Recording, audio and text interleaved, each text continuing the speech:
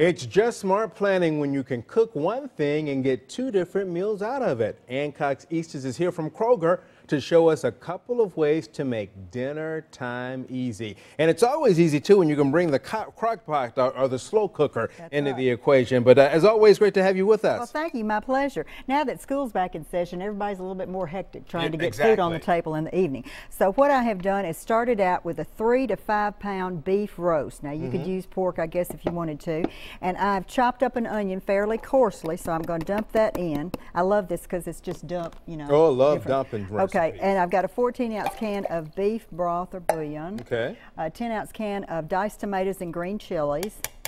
And then this is a 2-cup jar of taco sauce. So I'm going to pour about half to 3/4 of it in here. And this is going to cook for like 6 to 8 hours on low or 4 to 5 hours on high. So I put my lid on and I don't worry about it. And I do this at night. Oh, and the aroma when you get up in the morning is just great. Oh, yeah, definitely. So then I separate. Whoops, I forgot one ingredient, y'all. Okay, what's that? Taco seasoning mix. Package of taco seasoning mix. Okay. So what I do is after it's cooked, I separate the beef from the sauce that it's cooked in. And I put them both in refrigerator containers and put them in the refrigerator and let them chill up enough to where I can skim off the fat. So I'm cutting down on some of the fat. Okay. And so then I can use it in all different kinds of recipes. I can serve it as an entree like I have plated over there with Spanish rice and black beans and some extra sauce.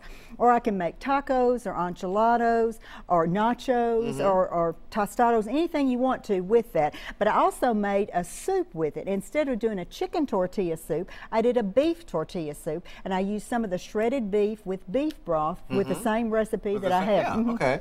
So, but we're going to show everybody how to make nachos here. So I've started out with my tortilla chips, and I would have those warm to start with, and I'd have my beef and my sauce warm to start with. So what I'm going to let you do is I think I'd put lettuce on first. Lettuce on first? Okay. I've got shredded lettuce, and then you can put your beef on however much you want to, and I've shredded that. Remember, I took the fat off as much as I could, so this is pretty lean. So I'd do some beef on top then, as much as you want to. And you can actually just get one of those taco bowls and even do a taco salad. You sure could.